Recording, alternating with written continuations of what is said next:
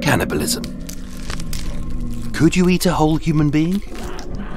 With the help of a doctor, a scientist and a chef, I set out to see if it's possible. Cannibalism. Part 12. The yucky bits. So if a cannibal has dined on all of the best bits of a human, what's likely to be scraped into the bin? In 2007, writer and serial killer Jose Luis Calva murdered his girlfriend and was captured tucking into her plate of the pan-fried flesh of her forearm, which he'd seasoned with lemon. To the side was a half-written book titled Cannibal Instincts, with a doctored image of Hannibal Lecter on the cover. This is how we imagine a cannibal to be. Listening to opera as they nibble the finest bits of a foe, or like Rudy Eugene, with feverish relish, they gorge on a raw face with not even a napkin under their chin. But not every cannibal can be so choosy, especially if their life depends on it. So what bits should be avoided? Jim Stoppani, a Yale-certified nutritionist, said, "Eyes contain acid, which makes humans sick. Fingers and toes are filled with cartilage, which won't digest.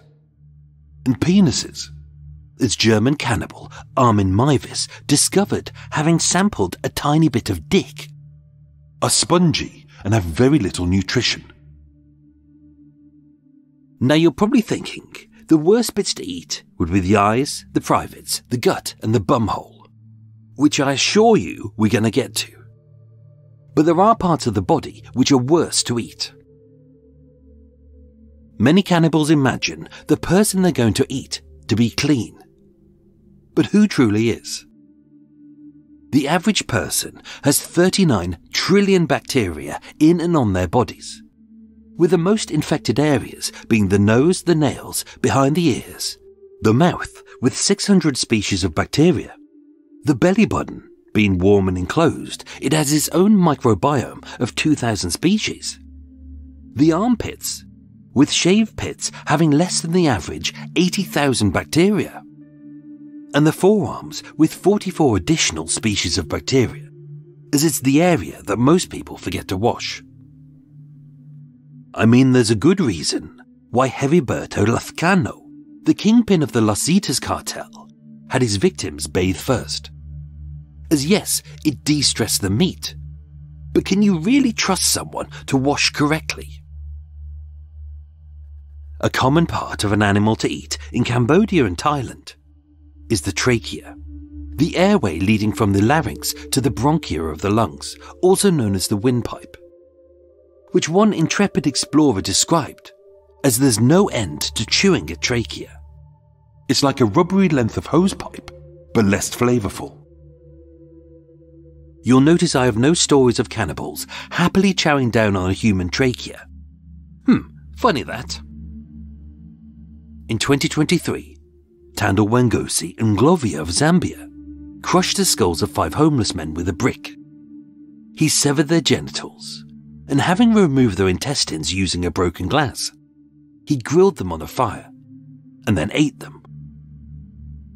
Said to be soft but very chewy, with the intestines being the final stage of digestion. Not being a trained chef, it's unlikely that he removed all, if any, of the pre-digested food or feces. We've discussed fat, but one thing we forgot is lymphomas, rogue fat cells which grow in odd places. Said to be harmless and painless, they have a doughy or rubbery texture, and although they are tiny, some can weigh 200 grams. One was 14 kilos, but the largest in 1894 was on a 26-year-old man and was said to weigh 22.7 kilos. That's the same weight as 4.5 gallons of paint. It's only fat, but would you eat it?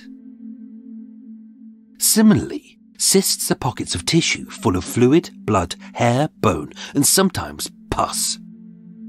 Over 1 million people have cysts, and although many are benign, some contain infections, tumours and parasites, with the largest recorded being an ovarian cyst with 37 litres of fluid. That's the equivalent of half a bath.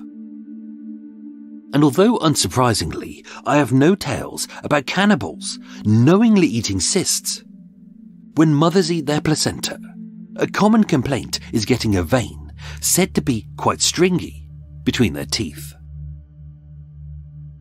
Cannibals eat thighs, hearts, livers and kidneys for a reason. Because they eat it in animals, they can be certain that it's not going to kill them, as some seemingly innocent body parts can do, more on those later, or that they'll taste utterly foul. But what about the invasive species within us? Tapeworms exist in 20 million people worldwide, and as a ribbon-like worm in the intestines. Although they are often 12 to 36 feet in length, the longest in a human was 82 feet long. That's 2 double-decker buses. And given that a cannibal's meal is the meat from corpses, unless it's killed, cut up, and eaten and frozen quickly, depending on the climate, maggots can appear just 24 hours after death. Cannibals must surely be as choosy as we are, so it's unsurprising that Issei Sagawa, the Kobe cannibal, consumed only the tastiest, and in his case, the sexiest, bits of a beautiful young girl, rather than the diseased entrails of an unwashed shut-in.